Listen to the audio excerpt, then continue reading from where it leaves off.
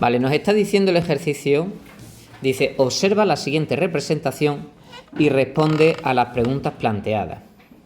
Nos están dando una gráfica y nos preguntan, ¿se trata de una gráfica de calentamiento o de enfriamiento? Razona tu respuesta haciendo referencia a lo que observas en la gráfica. Bueno, pues esta, si nosotros vemos, aquí va avanzando el tiempo de menos a más, y a medida que va avanzando el tiempo, la temperatura vemos que va subiendo, porque tiene esta forma así hacia arriba, es decir, que globalmente la temperatura está creciendo. Con lo cual, si está creciendo la temperatura, estamos hablando de una gráfica de calentamiento.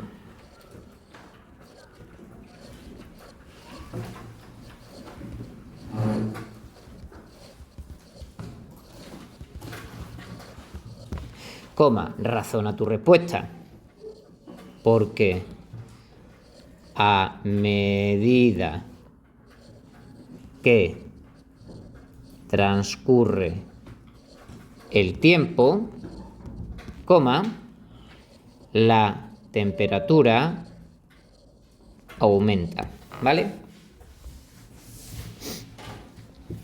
Vale. Y en esta gráfica nosotros vamos a ir haciendo un desglose de los distintos tramos que vamos viendo, ¿vale? Vale. Entonces, la gráfica tiene esta pinta que a medida que va transcurriendo el tiempo, pues lleva esta pendiente de subida de temperatura, luego va así, luego va así, luego va así, luego va así.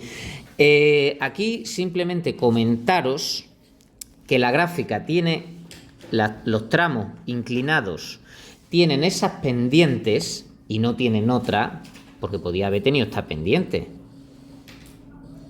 ¿vale? Podría tener una pendiente así más con menor pendiente.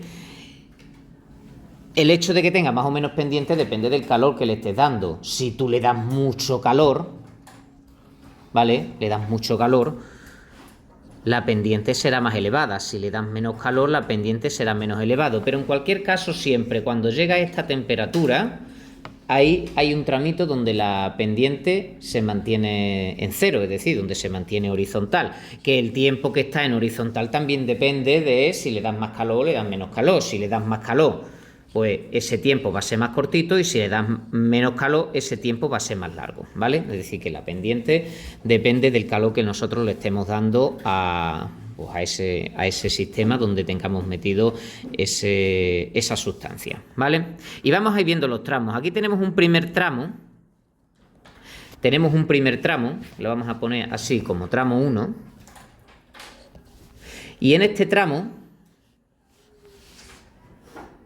¿qué es lo que le está sucediendo a la temperatura? La temperatura va subiendo, ¿vale? La temperatura va subiendo. Como hay dos tramos horizontales, pues podemos deducir fácilmente que en ese tramo 1 estamos en estado sólido, ¿verdad? En ese tramo 1 estamos en estado sólido. Cuando llegamos a la temperatura de 10 grados centígrados, ahí la pendiente de esa recta se mantiene horizontal, es decir, que la temperatura no cambia. En ese tramo, la temperatura no cambia. Pum, pum, pum, pum, pum. Ahí la temperatura no cambia.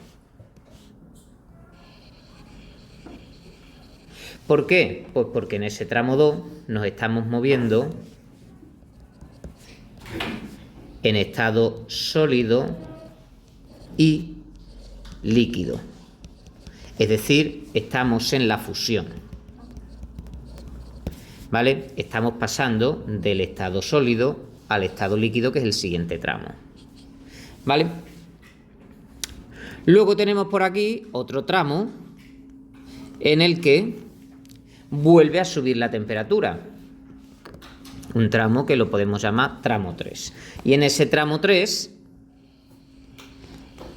la temperatura asciende desde los 10 grados centígrados hasta los 85. Va ascendiendo poquito a poco, ¿vale? Ahí estamos en estado líquido, ¿vale? Ahí estamos en estado líquido. Nos estamos quedando aquí un poquito cortos. Vamos a hacerlo más pequeñito y vamos a cambiar el estilo. Ahí.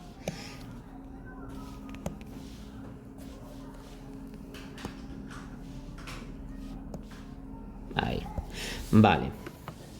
Luego tenemos, cuando llegamos a los 85, ahí la temperatura se mantiene constante durante un tiempo. ¿Por qué? Porque en ese tramo 4 se está produciendo la vaporización, ¿vale? En ese tramo 4, aquí, se está produciendo la vaporización. En ese tramo 4 se produce estamos en estado líquido y gas y se produce la vaporización. Y luego ya hay un tramo 5 que ya dura hasta el infinito. Y en ese tramo 5 vuelve nuevamente a subir la temperatura porque ya no estamos en un cambio de estado, ya estamos en estado gas. Nuevamente vuelve a subir la temperatura, ¿vale? Ahí estaríamos en estado gas para siempre jamás, ¿vale?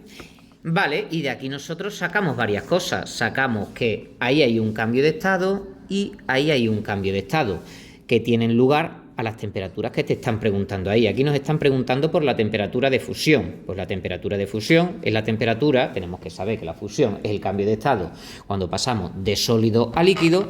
Esa temperatura de cambio de estado son 10 grados centígrados, porque es la temperatura esta que tenemos aquí, 10 grados centígrados, ¿vale? Y la temperatura de ebullición es la temperatura a la que pasamos de líquido a gas, que sería esta que vemos aquí como 85 grados centígrados. Imaginad ahora que también nos preguntasen por la temperatura de solidificación, o que nos preguntasen también por la temperatura de condensación. Si nos preguntasen por la temperatura de solidificación y de condensación, que es algo que no he preguntado en el ejercicio, pero que seguramente en el examen vaya a preguntarlo, guiño, guiño, pues tenemos que saber que las temperaturas de un cambio progresivo son las mismas que las temperaturas del cambio, pero de cambio regresivo, ¿vale? Es decir, que la temperatura cuando pasamos de sólido a líquido es la misma temperatura que cuando pasamos de líquido a sólido, ¿vale? Es la misma temperatura, con lo cual la temperatura de solidificación sería también 10 grados centígrados, ¿vale? 10 grados centígrados, o este cambio de aquí sería el cambio progresivo de calentamiento y este otro de aquí sería el cambio regresivo o de enfriamiento, ¿vale?